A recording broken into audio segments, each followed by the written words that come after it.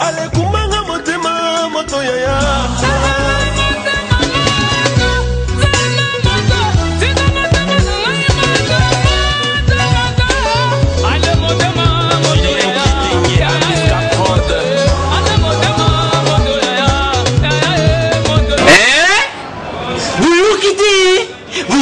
Kaka Kinshasa Nabiso Kin et l'équipe partout. KNB Kinshasa Nabiso Kin et l'équipe partout.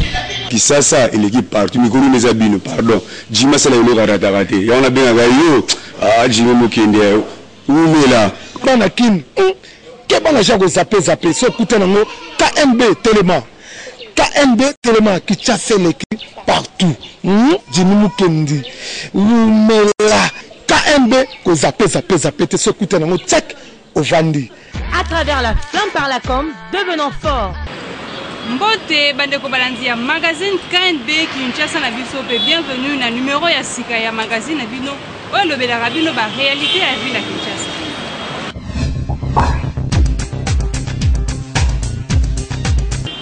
Gouverneur de la ville André Kimbuta pekisaki na tous les deux camps ya majorité et opposition organisé ba marche suite ya ba événement au elekaki le 19 na le 20 septembre kasi ba membre ya majorité bazali déjà ko annoncer marche pour le 19 octobre yango ba kinoa ba pesi ba point de vue na bango. Ibale ya Congo ezali lopango te achie jalise de la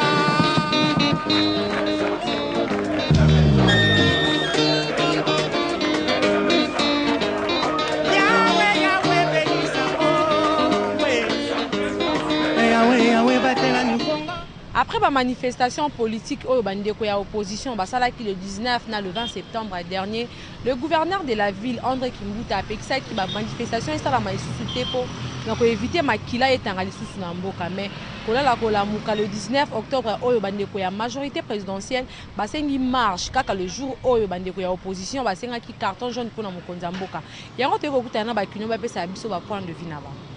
Gouverneur de la ville province de Kinshasa a suspendu qui activité politique locale à marche, à manifestation, a suspendu qui yango. Et wana acteurs politiques, que ce soit la majorité tout comme la opposition, ba yebipe yango malamu. Ce qui opposition à l'obaki à l'issue ya conclave naye que a coupé sa carton jaune na yebité activité ni oya envisagé côté ya ngambu ya majorité. Ceux qui bango ba lobby pe ba na marche na bango na éviter ceux qui gouverneur assez à lever mesure wana ya suspension ya activité politique mais ceux qui ezali kaka et que bango ba tenir car ba marcher bango na gouverneur na éviter kozala ndenge nini. Il faut éviter affrontement wana baninga bazo loba ba sala marche on sous carte jaune. Or les deux tendances ezali chaud. Or chaud wana ezoko ya nini ezo pesa biso nini les morts. Bao kuna balingi position na bango, bao kuna balingi position na bango. Mais pour le moment, peuple la lingi kimia ezala. Na kimia wana to lingi ba affrontement te parce que sang écoulé mingi. Alors sang écoulé mingi wana ça nous coûte. Mende za mabe, eza na provocation. C'est autant opposition au moins que no ba pesi baninga ba marcher. Yetango ba que no nde ba continuer bango que ba marcher te. Au moins que no ekokuma boma ba te makamwa na majorité ba fana na bango marcher za la susute. Opposition so ba ko fana na bango ba fa pe na ville morte bango.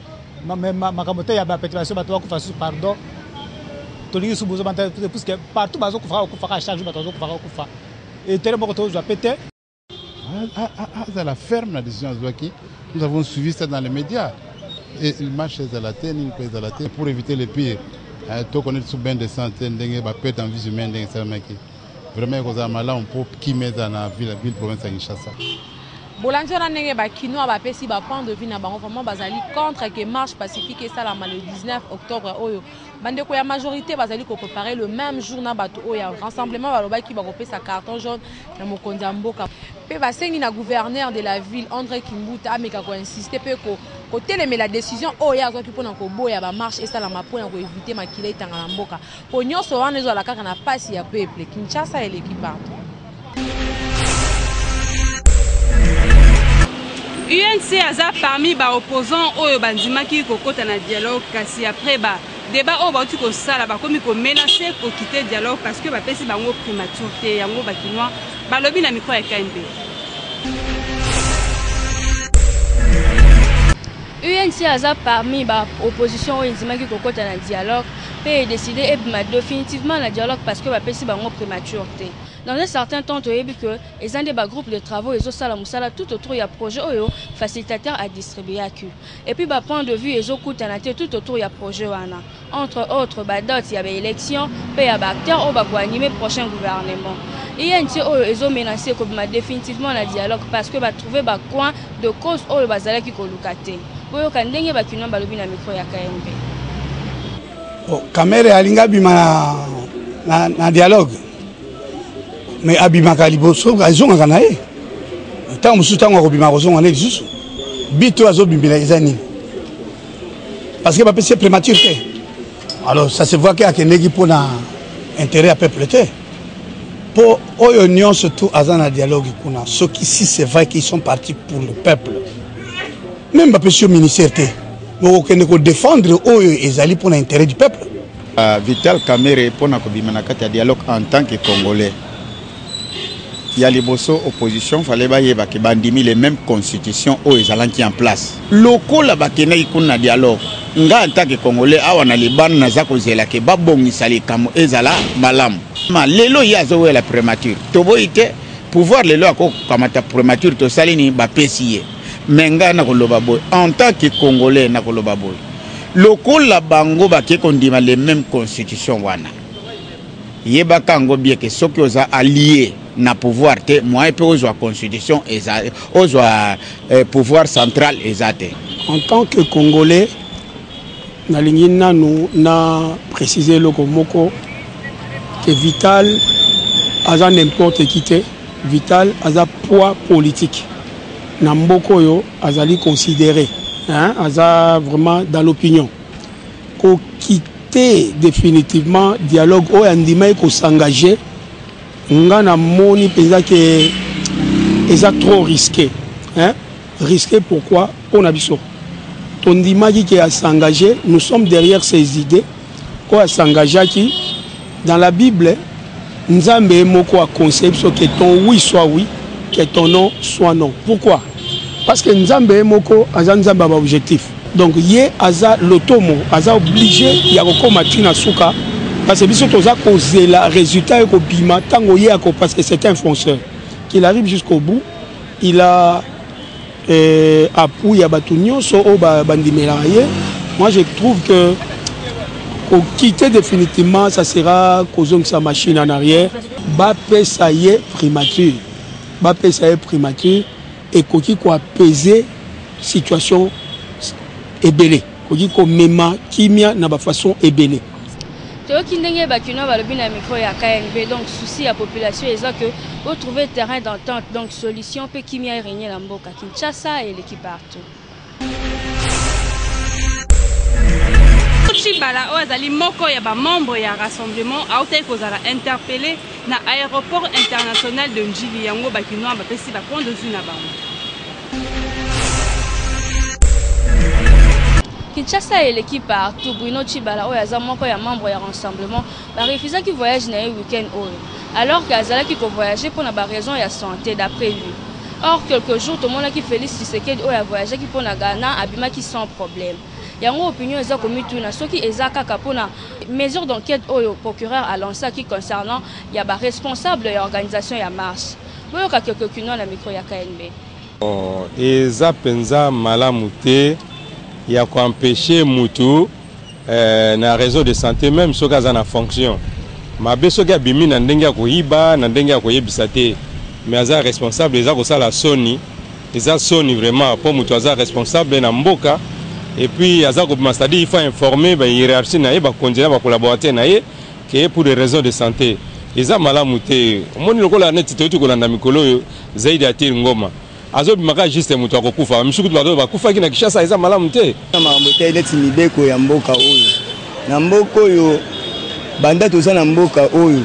Tumona kaka ke mibeko ekangaka mwa batu moko boye bazana na laisser aller nde yango moni par rapport ya ka ya Remo ke ye ba arrêté ba boya bima mais ba msu ba pesi ba privilège par rapport ya ndenge bango ba lobelaki ke ti banquete ko salama ba onyo so ba za concerné ba onyo so ba sai ki trouble ba onyo so ba pesi ki batba ke sa bon bulu nde ba ko za l'arrêter pour azolanda makambo na bango mais to moni pour bango côté msusu ba o ba bimi côté msusu ba o ba boya ba bima donc on otala boye eza nango pour moko corrompu moi la papa titi yeba tika kede wala bela zande ko na biso est-ce que biso pe na Congo awa to ta hôpital te o ba congolais ba ko zo pe traitement ce qui ezali a cause mais ce qui ezate ba tika ya kende a congolais ti biso volé so ka kufi so ba congolais to ko perdre élément na biso c'est tant que congolais ngai na sepelité ne tiki papa Raymond Chibana s'il est gravement malade ba tika ya kezo ba soin ba boya ka so ki mutata état ya be meyem dazo bela normalement faut ba tika ya kende azo ba soin azonga la mboka na biso to ta pe na posa na bango kino tokutanaki na bango badéplorer comportement wana parce que nangongo mboka eza nango toza na posa ya baaction oyo ekodecrispe situation Kinshasa eleki partout.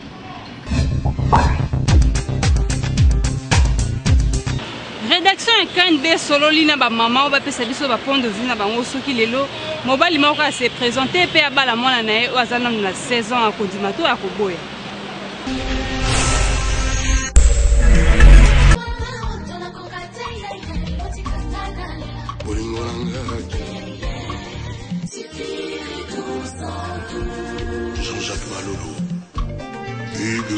Kinshasa l'équipe partout magazine na bino yo solana ba maman ba meka un peu ko yebisa biso soki mobali aye ko bala mwana na yo azana 16 ans est-ce que okondima to okoboya boyo ka ndenge ba maman balobi na miko ya KNB na ndima po na limite ba baby saye fo na ndimi kaka po babala ye babala ye akende na ndako na libala ke ba baby saye ba sente bien te mabe sate na aza 16 ans leki na nga wuto bala mwana oncle na na 16 ans là comme si 3 enfants. Le mariage c'est quelque chose où il est d'abord sacré. Alors quelque chose qui est sacré, il faut que son au hasard conscient na ilo ko na ça. Le marié, il faut d'abord savoir se préparer ko bon ça y est. Il me repère la conscience nango. Alors à 16 ans, je pense pas qu'Aro après il y a pour se marier. Il faudra vraiment du temps.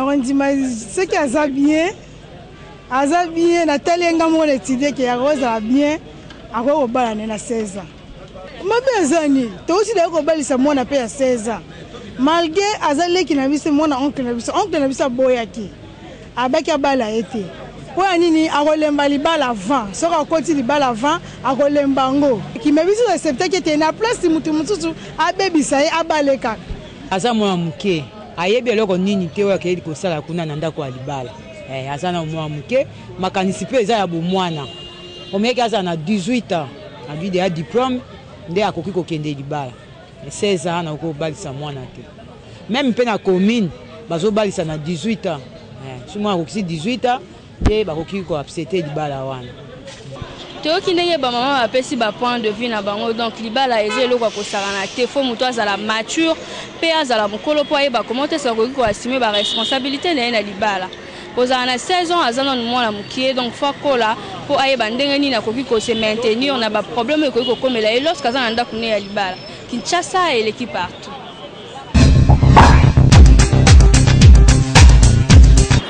Tinda photo na yo en mode selfie kanga photo buka kingo seka moke gagner ton tinda yango na page Facebook Kinshasa na biso KNB. La photo to seka moke buka kingo écoutez en selfie écoutez la photo to seka moke écoutez en selfie écoutez la photo to seka moke buka kingo écoutez en selfie écoutez la photo to seka moke buka kingo Écoute idée, écoute idée, écoute idée. Envoie selfie. Écoute idée, écoute idée. Sur la photo. Tout ça est comme ok. Bukasingo. Écoute idée, écoute idée, écoute idée. Envoie selfie. Écoute idée, écoute idée. Sur la photo. Tout ça.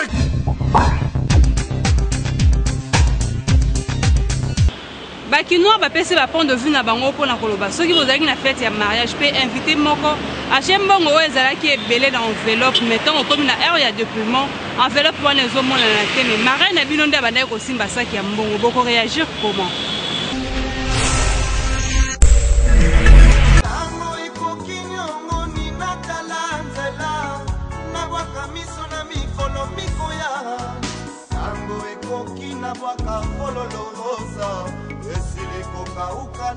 Magazine KNB to yoko solana bakino ba ebisa biso soki lelo ba marié jour ya mariage ndeza kaka bazo remettre bango ba cadeau puis invité moko o azalaki wana apesi chèque ou soit enveloppe eza na mbongo ebele na kati et que ba marié ba moni yango te après quelques jours abengi bango pona kotuna bango soki bazwaki mbongo na po ba confirmer bango ba ebisi que bazwaki te nani akoyi kozala suspect na makambo ya mbongo wana soki mbongo wana emonani te yango to na bakino apesa biso réponse na bango mbongo batie na enveloppe donc suspecté marin muntu atie cadeau d'ailleurs atindi atie cadeau abengi ba marié ke natindi mbongo natieli bino mbongo eza so par exemple $1000 ou bien $500 et ki bango batali na ba enveloppe ba pesi mbongo eza te mpo muntu oyo ayambaka ba enveloppe baza ba marié nde bayambaka ba enveloppe d'ailleurs mbongo wana emonani te bakosuspecte ba marin soki bongo marraine mutu azwaki yango ye nde mutu akoki kozala peut-être voleur mais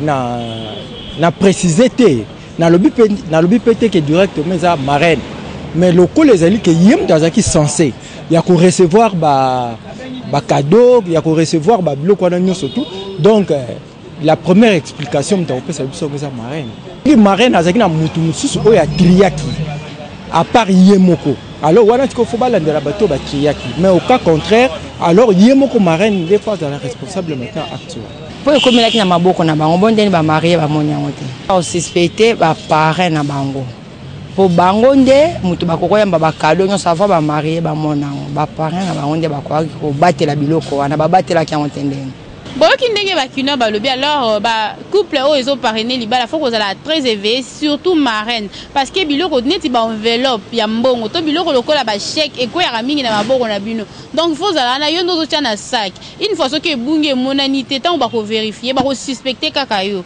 donc faut kozala éveillé na ba biloko ndenge parce que soki mbongo penze monanité en tout cas marraine yo ndo bimi suspect parce que mbongo ya na maboko no bongo emona na tendenge ni na tayo moko donc faut ko veiller vraiment na ba biloko ndenge wana Kinshasa et l'équipe part.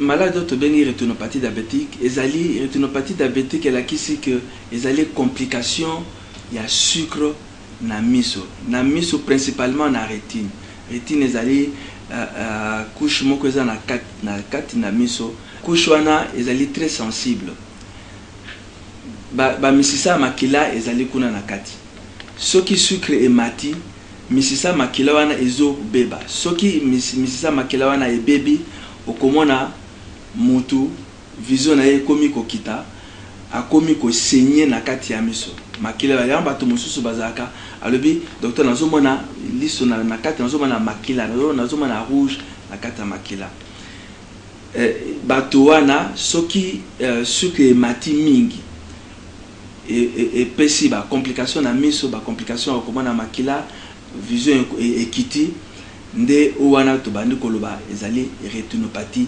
diabétique mingi ezo sala eloko to bengaka ezo provoquer eloko to bengaka édème de la macula.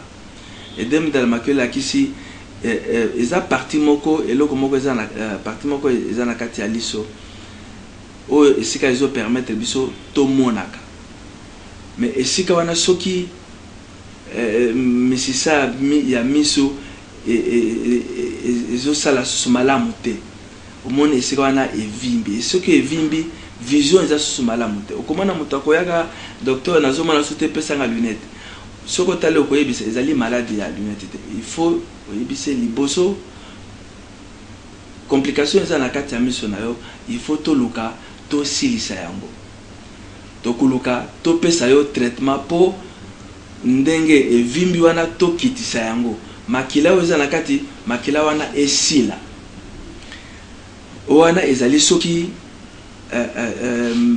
sucre epesi complication na nani mais complication moko oyo ezali nano eza nano ya makasi te mais complication ekomaka ya makasi soki moto akomi basinga ekomi na kati ya miso basinga wana yo komona yango te mais vision na yo kaka nde ezali ya kokita monganga nde ntango akosala baexamen na ye akomona ke okomi na basinga na kati ya miso basinga yango ezobenda rétine ezozokisa rétine makila ezobima nde lere wana traitement ekomi susu ya compliqué wana ebendi mindondo mingi wana kosenga tosala chirurgie or chirurgie ya rétine ezali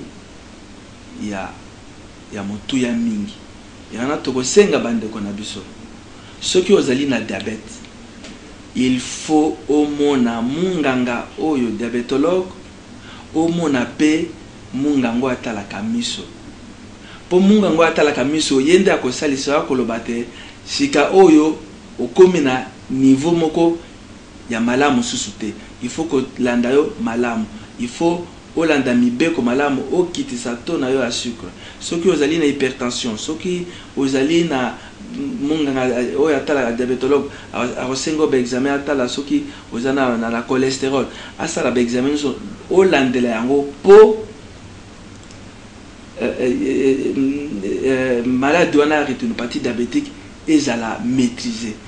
ASV Club na FC Renaissance bakokutana dimanche le 16 yango bakinoa bapesi ba point de vue na bango soki bazomona match wana ndenge ni.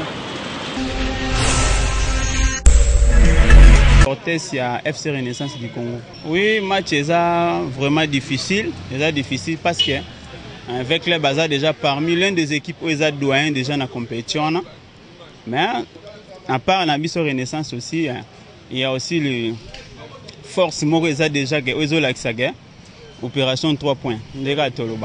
Donc, tout ça m'a satisfait surtout score tout ça à l'extérieur. Ils ont vraiment motivé Bisso. Vu qu'on peut déjà l'un des doyens, il y a l'Inafoot Yango Mazembe, donc tout ça vraiment, tout ça une équipe montée. On a supporté Renaissance. Oui, vite équipe à Moukete, Renaissance peut être équipe à Moukete. Tout le champion Pefkin, champion Coupe du Congo, Tokobeta na vite. En plus. Renaissance a gagné. Pour on essayer déjà. Bien sûr, une équipe à Moukete mais ta Renaissance. Banato tikala na kopola te peto tikala opola te. Ezo banade bozo 3 na bango ya poser bakay. Bon, Renaissance équipe mo boye, ezamo makasi par rapport que non, ne bazo beta bazan avantage soit bazo beta makasi. Mais par rapport na équipe ya Vita, selon ngane na mon livre ba koka Vita te. Ve club eza combo. Ve club eza tene to yoki soki ve club te to banga non. Biso toza sir. Tozo senga na ministre sport. En tout cas match wana boye la biso idée ma bête o te ba supporter ba obunda te. Biso toza sir, toza souci, match wana il faut bête ma peuple congolais nyonso amona. parce que na match bascore nyonso tout ezala nango acceptable bakosala nil bakoki kogane Renaissance akogane puis takogane eloko biso tozokosenga ezala huis clos te. C'est un match, il faut ezala diffuser na ba chaîne nyonso tout ya biso to la nango à live parce que biso tokoko na stade te. Mais Vita aza vie na ye mais tu ebika to gagner na tuka Renaissance mais to senga ezala na kimia tolingi vraiment batikela biso biso moko ba Renaissance tokozala côté na biso tokofana mama omona to mesana déjà ko gagner to sto koli na biso ata to poli to bimaka normal arbitrage nde ezala bien ba veiller vraiment to soyez azala ya libanda aya pona fandisa vraiment makambu ezala bien.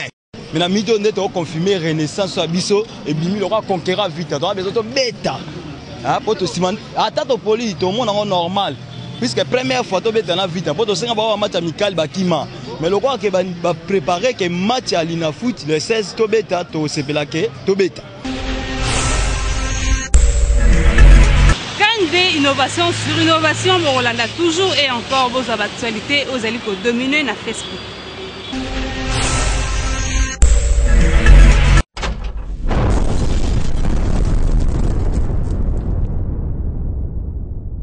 Banda actualité Facebook ndenge bayamba ki Lambert Mende porte-parole ya gouvernement na journal ya TV5 alobi que le 20 décembre Kabila kolongwa tepo constitution eza déjà clair na masolo wana. Arrestation ya Bruno Chibala UDPS à promettre 2 journées ville-monte entre-temps majorité à prévoir que ça la marche le 19 octobre oyo.